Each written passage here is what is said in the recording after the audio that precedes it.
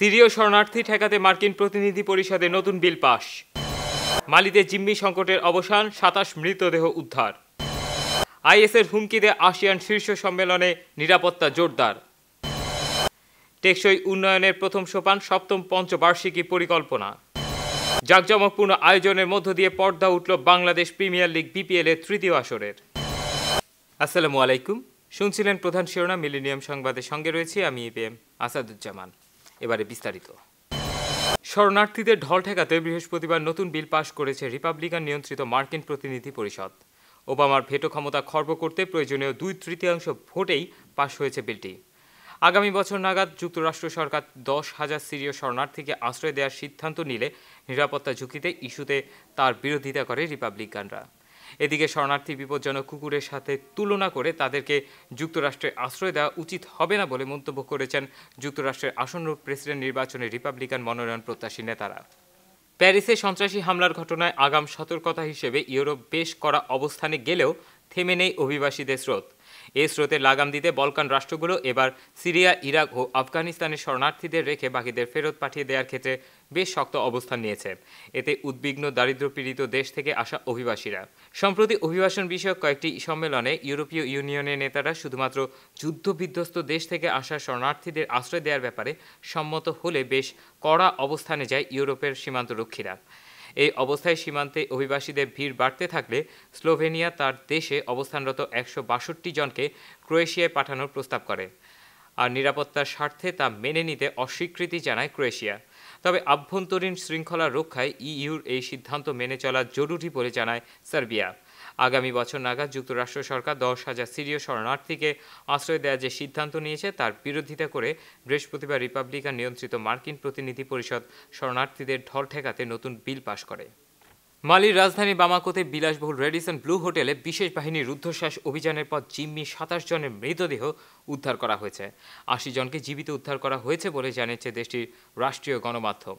তবে জিম্মি হওয়া ১৭০ জনের মধ্যে ৬৩ জনের এখনও কোনো খবর পাওয়া যায়নি। এই অভিযানে ২ বন্দুকধারী নিহত হওয়ার খবর জানিয়েছে কর্তৃপক্ষ।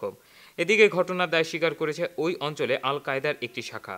শুক্রবার স্থানীয় সময় সকাল ৭টার দিকে মালির রাজধানী বামাকোর বিলাসবহুল হোটেল রেডিসন ব্লুতে বিদেশি পর্যটক সহ অন্তত ১৭০ জনকে জিম্মি করে বন্দুকধারীরা। পরে খবর পেয়ে জাতিসংঘের শান্তিরক্ষী এবং মার্কিন ও ফরাসি বাহিনীর সহায়তায় মালির বিশেষ বাহিনী হোটেলটিতে কমান্ডো অভিযান চালায়। এই সময় বন্দুকধারীদের সঙ্গে নিরাপত্তা বাহিনী সদস্যদের ব্যাপক গোলাগুলি হয় বলে জানায় আন্তর্জাতিক গণমাধ্যম। স্থানীয় এক নিরাপত্তা কর্মী বরাত দিয়ে বিবিসি জানায়, অন্তত ১০ জন বন্দুকধারী আল্লাহু আকবার ধ্বনি তুলে গুলি চালাতে চালাতে হোটেলে প্রবেশ করে। জিম্মি করে ১৪০ জন অতিথি ও ৩০ জন হোটেল কর্মকর্তা ও কর্মচারীকে। অতিথিদের মধ্যে যুক্তরাষ্ট্রসহ বিভিন্ন দেশের নাগরিক ছিলেন বলে জানা গেছে। ঘটনার কয়েক ঘন্টা পর অভিযান শুরু করে যৌথ বাহিনী। কয়েক ঘন্টার কমান্ডো অভিযান শেষে হোটেলটির ভেতরে আর কোনো জিম্মি নেই বলে জানায় মালি কর্তৃপক্ষ। বিশেষ বাহিনীর অভিযানের পর এই ঘটনার দায় স্বীকার করে বিবৃতি দিয়েছে ওই অঞ্চলের আল কায়দা শাখা। এদিকে জিম্মি ঘটনার তীব্র নিন্দা জানিয়েছেন জাতিসংঘের মহাসচিব বান কি মুন। মালয়েশিয়ায় শুক্রবার থেকে শুরু হওয়া আসিয়ান শীর্ষ সম্মেলন আইএসের আত্মঘাতী হামলার হুমকির পর সেখানে নিরাপত্তা ব্যবস্থা জোরদার করা হয়েছে। সম্মেলনে যোগ দিতে আসা মার্কিন প্রেসিডেন্ট বারাক ওবামা এবং চীনা প্রধানমন্ত্রী লিং কেকিয়াং মালয়েশিয়ায় পৌঁছানোর পর আইএস এবং স্থানীয় জঙ্গি সংগঠন আবু সায়েফের পক্ষ থেকে হামলার হুমকি দেওয়া হয়। মালয়েশিয়া পুলিশের একটি ফাঁস হয়ে যাওয়ার রিপোর্টে হুঁশিয়ারি করা হয়েছে যে কুয়ালালামপুরে আবু সায়েফ জঙ্গি গোষ্ঠীর অন্তত ১০ জন আত্মঘাতী হামলাকারী সক্রিয় রয়েছে। কুয়ালালামপুরে ২,০০০ সেনা মোতায়েন করা হয়েছে। এছাড়া আরও ২,৫০০ সেনা সেখানে সদা প্রস্তুত রয়েছে বলে জানানো হয়েছে। ভারতের উত্তরাঞ্চলীয় লখনৌ ও দক্ষিণাঞ্চলীয় বেঙ্গালুরু রাজ্যে আইএসের জঙ্গি তৎপরতার বিরুদ্ধে আন্দোলন করছে শত শত মানুষ। বিশ্বের তরুণ সমাজকে এই দলের সঙ্গে জড়িত না হওয়ার আহ্বান জানায় আন্দোলনকারীরা। শুক্রবার জুম্মার নামাজের পর এই বিক্ষোভ সমাবেশের আয়োজন করা হয়। প্যারিস হামলার কথা উল্লেখ করে আন্দোলনকারীরা জানায়, আইএস যা করছে তা কোনোভাবেই ইসলাম সমর্থিত নয়। আইএসকে ইসলামী জঙ্গি দল হিসেবে উল্লেখ করতেও অস্বীকৃতি জানায় তারা। তাই তরুণ সমাজ যেন তাদের পথ অনুসরণ না করে সেজন্য জোর আহ্বান আসে এই আন্দোলনের পক্ষ থেকে। সিরিয়া, ইরাক সহ মধ্যপ্রাচ্যের মুসলিম দেশগুলোতে হত্যাকাণ্ড চালানোর নিন্দা জানায় আন্দোলনকারীরা। ইরাকে ২টি আলাদা বোমা হামলায় নিহত হয়েছে নিরাপত্তা বাহিনীর সদস্য সহ অন্তত ৬ জন। এছাড়াও আহত হয়েছে আরও অন্তত ১৯ জন। শুক্রবার দেশটির রাজধানী বাগদাদের দক্ষিণে একটি শিয়া মসজিদের কাছে হামলা দুটি চালানো হয়। নিরাপত্তা সূত্রের বরাত দিয়ে বার্তা সংস্থা এপি জানায়, জুম্মার নামাজ শেষে মুসল্লিরা যখন মসজিদ থেকে বের হচ্ছিলেন ঠিক তখন তাদেরকে লক্ষ্য করে রাস্তায় পুঁতে রাখা একটি বোমার বিস্ফোরণ ঘটানো হয়। এর কিছুক্ষণ পরে নিরাপত্তা বাহিনীর সদস্যরা সেখানে উপস্থিত হলে আত্মঘাতী বোমা হামলা চালায় এক হামলাকারী। এখন পর্যন্ত এসব হামলার দায় স্বীকার করেননি কেউ। ফিলিপিন্সের ম্যানিলায় এশিয়া প্রশান্ত মহাসাগরীয় অর্থনৈতিক সহযোগিতা সম্মেলনের দ্বিতীয় ও শেষ দিন বৃহস্পতিবারও বিক্ষোভ করেছে অ্যাপেক বিরোধী শত শত বামপন্থী নেতা। এদিন ম্যানিলায় ছাত্র সমাজ ও আদিবাসী সংগঠনগুলো বিক্ষোভ করলে দুপক্ষের মধ্যে ব্যাপক সংঘর্ষ বাধে। এমন সম্মেলনের মাধ্যমে গরিব রাষ্ট্রগুলোর উপর বাণিজ্যিক অবরোধ আরোপ করে ধনী রাষ্ট্রগুলো তাদের স্বার্থ হাসিল করে বলে অভিযোগ বিক্ষোভকারীদের।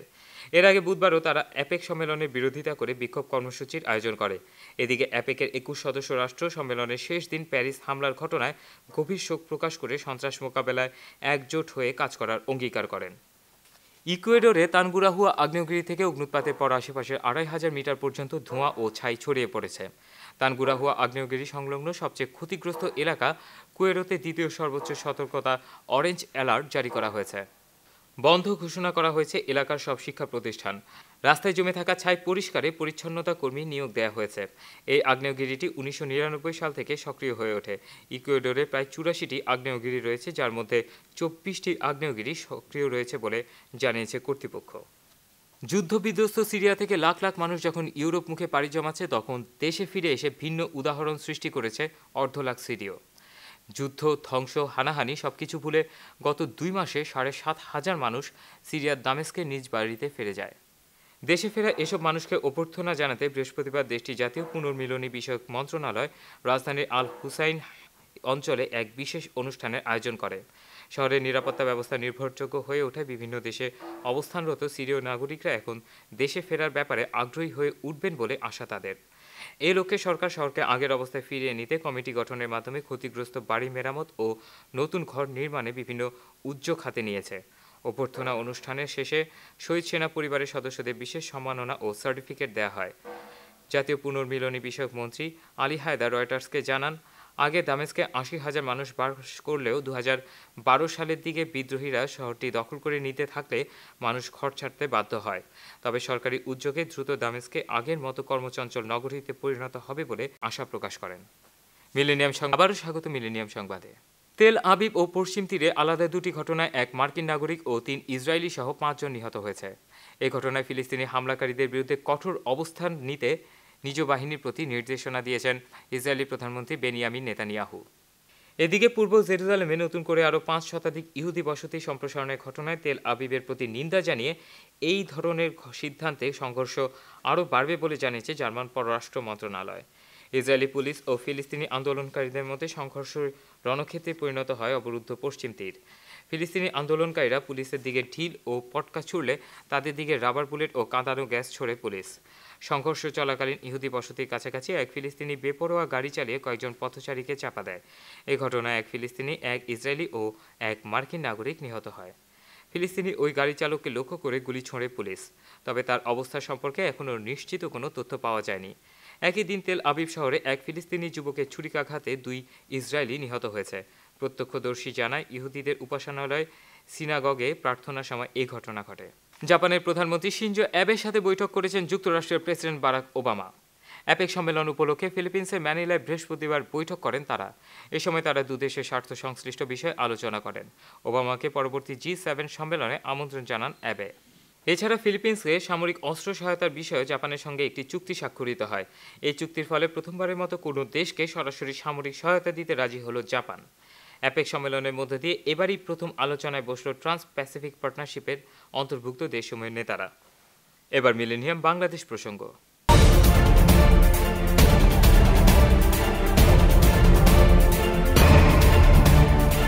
সহস্রাব্দ উন্নয়ন লক্ষ্যমাত্রা অর্জনের পর এবার দৃষ্টি টেকসই উন্নয়ন লক্ষ্যমাত্রা বাস্তবায়নের দিকে। ২০১৬ সালের জানুয়ারি থেকে শুরু হয়ে ২০৩০ সালে গিয়ে শেষ হবে ১৫ বছরব্যাপী নতুন এই বৈশ্বিক এজেন্ডা বাস্তবায়ন কার্যক্রম। এই অবস্থাকে সামনে রেখে বাংলাদেশ প্রস্তুতি নিয়ে সন্তোষ প্রকাশ করে সরকারের পক্ষ থেকে বলা হচ্ছে, সপ্তম পঞ্চবার্ষিকী টেকসই উন্নয়নের প্রথম সোপান আর নতুন করে তৈরি হবে ভিশন ডকুমেন্ট 30। অর্থনীতিবিদরা বলেছেন, উন্নয়ন অংশীদারদের মধ্যে সমন্বয়হীনতা বাধাগ্রস্ত করতে পারে উন্নয়নের নতুন এই লক্ষ্যমাত্রাকে। ভবিষ্যৎ প্রজন্মের নিজস্ব চাহিদা পূরণের দক্ষতায় আপোষ না করে যে উন্নয়ন বর্তমান চাহিদা পূরণ করতে সক্ষম তাকেই বলা হচ্ছে টেকসই উন্নয়ন। জাতিসংঘের ১৯৩টি সদস্য দেশ ১৭ দফা পরিকল্পনা সামনে নিয়ে এগোতে শুরু করতে যাচ্ছে নতুন এই বৈশ্বিক এজেন্ডা। এই ১৭ দফার মধ্যে দারিদ্র্য বিমোচন, গুণগত শিক্ষা, সুশাসন সহ বিভিন্ন এজেন্ডা রয়েছে যা বর্তমানের হয়েও ভবিষ্যৎ অভিমুখী।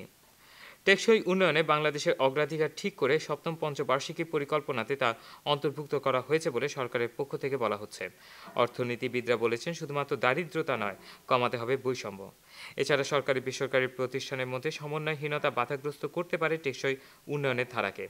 বিশ্বব্যাংক ঢাকা অফিসের প্রধান অর্থনীতিবিদ জাহিদ হাসান জানান, যারা প্রবৃদ্ধি প্রক্রিয়ার সঙ্গে অতীতে খুব একটা সম্পৃক্ত হতে পারেননি তাদেরকে আরও ঘনিষ্ঠভাবে সম্পৃক্ত করতে হবে এবং সেই সাথে পরিবেশের দিকে নজর রেখে সবাইকে সম্পৃক্ত করে প্রবৃদ্ধি যাতে দারিদ্র্য বিমোচন করতে পারে সেটাই হচ্ছে এখন মূল এজেন্ডা। পল্লী কর্মসহায়ক ফাউন্ডেশনের চেয়ারম্যান ডক্টর কাজী খালিকুজ্জামান আহমেদ বলেন, প্রস্তুতির জন্য যেটা দরকার সেটা হচ্ছে সূচকগুলো নির্ধারণ করা এবং অর্থায়নেরও দরকার রয়েছে। টেকসই উন্নয়নে বাংলাদেশ তার অগ্রাধিকার ঠিক করে দেশীয় চিন্তা প্রসূত অর্থনৈতিক ভাবনায় সামনে এগিয়ে যাবে এমন আশাই সকলের। ৭১-এ মানবতাবিরোধী অপরাধে মৃত্যুদণ্ডপ্রাপ্ত সালাউদ্দিন কাদের চৌধুরী এবং আলী আহসান মোহাম্মদ মুজাহিদের ফাঁসির রায় দ্রুত কার্যকরের দাবিতে শাহবাগে সমাবেশ করেছে গণজাগরণ মঞ্চ। শুক্রবার বিকেল ৪টায় সমাবেশ শুরু হওয়ার কথা থাকলেও তার আগ থেকে সমাবেশস্থলে সমবেত হন বিভিন্ন শ্রেণী পেশার মানুষ। এছাড়া সমাবেশে অংশ নিয়েছে মুক্তিযোদ্ধা, লেখক, সাংবাদিক সহ বিভিন্ন ছাত্র শিক্ষক সংগঠন। সমাবেশে একাত্মতা প্রকাশ করেন সাংস্কৃতিক অঙ্গনের কর্মীরাও। এছাড়া সমাবেশস্থলে জয় বাংলা স্লোগান দিতে দেখা যায় শিশু কিশোরদের। এ সময় বক্তারা বলেন, বিচার কার্য শুরু হওয়ার পর যুদ্ধাপরাধীরা নিজেদের বাঁচাতে বিশৃঙ্খল পরিস্থিতি সৃষ্টি করে শাসন ক্ষমতা উল্টে দেয়া ষড়যন্ত্রে লিপ্ত থাকলেও তা সফল হয়নি। এ সময় বিএনপি দেয়া বিবৃতির সমালোচনা করেন তারা। সাবেক তত্ত্বাবধায়ক সরকারের উপদেষ্টা ও পরমাণু বিজ্ঞানী চৌধুরী সাজ্জাদুল করিম ইন্তেকাল করেছেন। ইন্না লিল্লাহি ওয়া ইন্না ইলাইহি রাজিউন। ৬৭ বছর বয়সী সিএম করিম শুক্রবার রাতে রাজধানীর একটি হাসপাতালে শেষ নিঃশ্বাস ত্যাগ করেন। পারিবারিক সূত্রে জানা যায়, নিউমোনিয়াজনিত কারণে বেশ কিছুদিন ধরেই অসুস্থ ছিলেন তিনি। এরই ধারাবাহিকতায় বৃহস্পতিবার তাকে ভর্তি করা হয়েছিল বাংলাদেশ মেডিকেল কলেজ হাসপাতালে। পরে শারীরিক অবস্থার আরও অবনতি হলে আইসিইউতে রাখা হয়েছিল তাকে।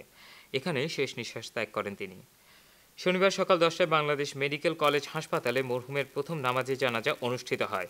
১১টায় দ্বিতীয় নামাজে জানাজা পরমাণু শক্তি কমিশন ও বাদ জোহর মোহাম্মদপুরের টিক্কাপাড়া ছাপড়া মসজিদে তৃতীয় নামাজে জানাজা অনুষ্ঠিত হয়। জানাজা শেষে মরহুমের মরদেহ রাজধানীর বনানী কবরস্থানে দাফন করা হয়েছে। ২০০৭ সালে সাবেক তত্ত্বাবধায়ক সরকারের সময় কৃষি ও পানি সম্পদ মন্ত্রণালয়ে দায়িত্ব পালন করেছিলেন সিএম করিম। যুক্তরাজ্য থেকে ঢাকার উদ্দেশ্যে রওনা হয়েছেন বিএনপি চেয়ারপারসন বেগম খালেদা জিয়া। তবে এক বিবৃতিতে তার নিরাপত্তা নিয়ে উদ্বেগ প্রকাশ করেছে দলটি। দেশে ফেরার পর তার নিরাপত্তা ব্যবস্থা জোরদার করার জন্য সরকারের প্রতি আহ্বানও জানানো হয়েছে। গতকাল দলের মুখপাত্র ও আন্তর্জাতিক বিষয়ক সম্পাদক আসাদুজ্জামান রিপন গণমাধ্যমে পাঠানো এক বিবৃতিতে এই আহ্বান জানান। দলের সহ দপ্তর সম্পাদক আব্দুল লতিফ জনি স্বাক্ষরিত ওই প্রেস বিজ্ঞপ্তিতে বলা হয়, বর্তমানে দেশে আইন শৃঙ্খলা পরিস্থিতির বিপরীতে তার নিরাপত্তা ব্যবস্থা অপ্রতুল। এই অবস্থায় তার নিরাপত্তা ব্যবস্থা জোরদার করার তাগিদ দেয়া হয়। এখন দেখবেন মিলেনিয়াম টিভির বিভিন্ন প্রতিনিধিদের পাঠানো সংবাদ।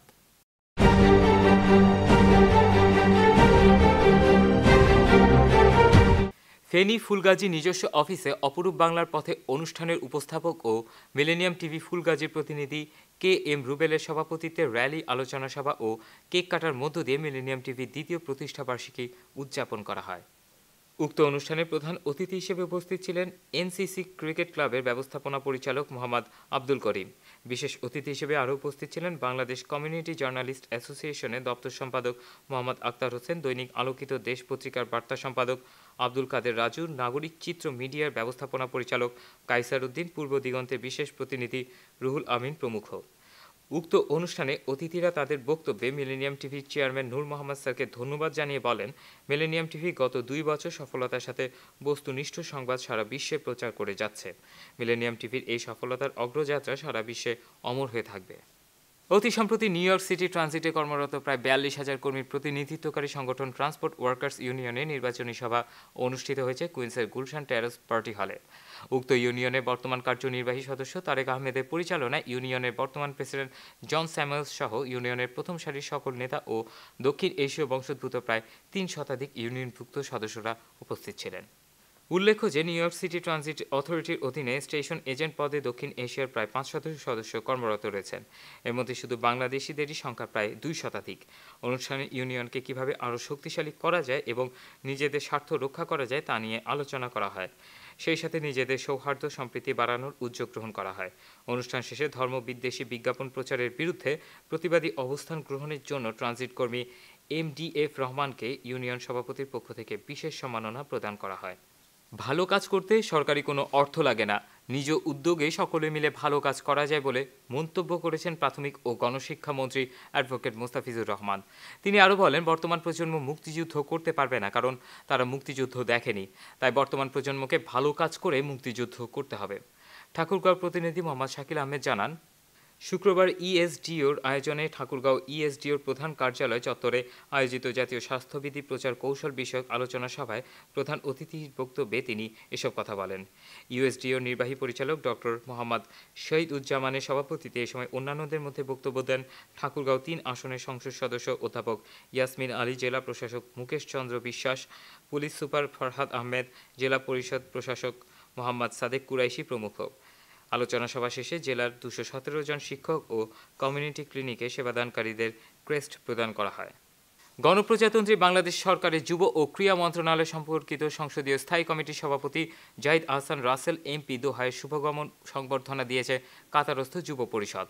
আমাদের কাতার প্রতিনিধি MA সালাম জানান, সংগঠনের যুগ্ম আহ্বায়ক কাজী আশরাফ উদ্দিন ভান্ডারীর সঞ্চালনায় এতে সভাপতিত্ব করেন যুব পরিষদের আহ্বায়ক শফিকুল ইসলাম। বিশেষ অতিথি হিসেবে উপস্থিত ছিলেন রাঙ্গুনিয়া উপজেলা আওয়ামী লীগের সাংগঠনিক সম্পাদক আক্তার হোসেন খান। আরও উপস্থিত ছিলেন যুব পরিষদের প্রধান উপদেষ্টা শফিকুল ইসলাম তালুকদার বাবু, প্রধান পৃষ্ঠপোষক M সাইফুল আলম সহ কমিউনিটির বিভিন্ন রাজনৈতিক, সামাজিক ও পেশাজীবী সংগঠনের নেতৃবৃন্দ। যোগাযোগ মন্ত্রী ওবায়দুল কাদের ঢাকা সিলেট মহাসড়ক পরিদর্শনকালে নরসিংদী ইটখোলা গোল চত্বর পরিদর্শন করেন। আমাদের নরসিংদী জেলা প্রতিনিধি হৃদয় খান জানিয়েছেন, যোগাযোগ মন্ত্রী ওবায়দুল কাদের বলেন, নরসিংদীতে 10টি স্পটে কয়েকবার রিটেন্ডার করেও কাজ করতে পারেনি কর্তৃপক্ষ। কাজ না হলে কাউকে ছাড় দেওয়া হবে না, তাদের বিরুদ্ধে ব্যবস্থা নেওয়া হবে। তিনি আরও বলেন, বিএনপি নেত্রী বেগম খালেদা জিয়া গ্রেপ্তারের ভয়ে দেশে আসছে না। বিএনপি নেত্রীকে গ্রেপ্তারের কোনো পরিকল্পনা সরকারের নেই। বিএনপিকে জামাত শিবির ছেড়ে রাজনীতি করার আহ্বান জানান তিনি। মৌলভীবাজার ৩ আসনের উপনির্বাচনে মনোনয়ন জমা দেওয়া 5 প্রার্থীর মধ্যে 4 জনের মনোনয়নপত্র বাতিল করা হয়েছে। আওয়ামী লীগ মনোনীত প্রার্থী সায়রা মহসিনের মনোনয়নপত্র বৈধ বলে ঘোষিত হয়েছে। সিলেট থেকে আমাদের জেলা প্রতিনিধি আবু তাহের চৌধুরী জানান, বৈধ প্রার্থী হিসেবে প্রয়াত সমাজ কল্যাণ মন্ত্রী সৈয়দ মহসিন আলীর স্ত্রী সৈয়দা সায়রা মহসিন বিনা প্রতিদ্বন্দ্বিতায় নির্বাচিত হতে চলেছেন। মৌলভীবাজার জেলা নির্বাচন অফিসার ইস্তাফিজুল হক আকন জানান, বিভিন্ন কারণে 4 জনের মনোনয়নপত্র বাতিল হয়েছে। সৈয়দ মহসিন আলীর স্ত্রী সৈয়দা সায়রা মহসিন বিনা প্রতিদ্বন্দ্বিতায় বিজয়ী হতে যাচ্ছেন। চূড়ান্ত প্রার্থী তালিকা ঘোষণাকালে তাকে বিজয়ী বলে ঘোষণা করা হবে। সিলেটের গোয়াইনঘাট উপজেলায় জাফলং বাজারে ভয়াবহ অগ্নিকাণ্ডে 9টি দোকান পুড়ে ছাই হয়ে গেছে।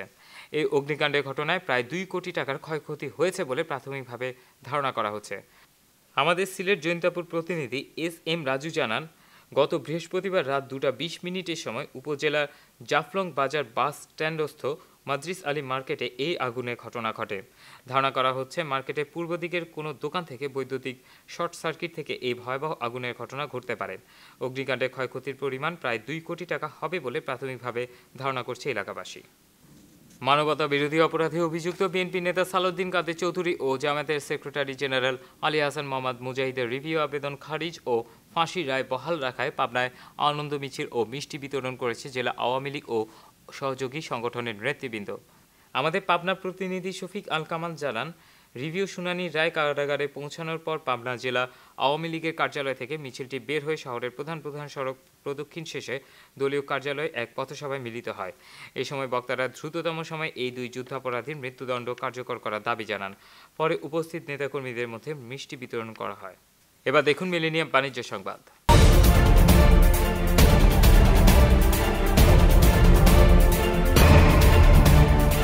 আন্তর্জাতিক সংস্থাগুলো থেকে নতুন করে অর্থ সাহায্য নেওয়ার জন্য বিল পাশ করেছে গ্রিক পার্লামেন্ট। এই বিলটিতে হোম লোন নেওয়ার ব্যবস্থাটিও সংস্কার করা হয়েছে। তাতে প্রথম ধাপে 2 বিলিয়ন ইউরো এবং পরে 10 বিলিয়ন ব্যাংকগুলোতে জমা হবে। 300 আসনের পার্লামেন্টে 153 ভোটে বিলটি পাশ হয়। গ্রিক পার্লামেন্টে দুটি দল এই বিলের বিরোধিতা করে ভোট দেয়। পরিবেশগত ঝুঁকি এড়াতে 2025 সালের মধ্যে কয়লাভিত্তিক বিদ্যুৎ কেন্দ্র বন্ধের পরিকল্পনা করেছে যুক্তরাজ্য। সম্প্রতি দেশটির জ্বালানি সচিব অ্যাম্বার রুড একথা জানিয়েছেন। এজন্য 2023 সালের মধ্যে এসব কারখানায় বিদ্যুৎ উৎপাদন বন্ধ করা হবে বলে জানানো হয়েছে। কয়লাভিত্তিক কেন্দ্র বন্ধের পর বিদ্যুৎ চাহিদা মেটাতে গ্যাস ভিত্তিক বিদ্যুৎ কেন্দ্র উৎপাদনের হার বাড়ানো হবে যুক্তরাজ্যে। 21 শতকের উপযোগী বিদ্যুৎ উৎপাদন কেন্দ্র নির্মাণে জোর দিচ্ছে দেশটি। এক্ষেত্রে পারমাণবিক বিদ্যুৎ কেন্দ্র স্থাপনের সংখ্যা বাড়ানোর কথা ভাবছে দেশটির সরকার। এবার মিলেনিয়াম খেলা সংবাদ।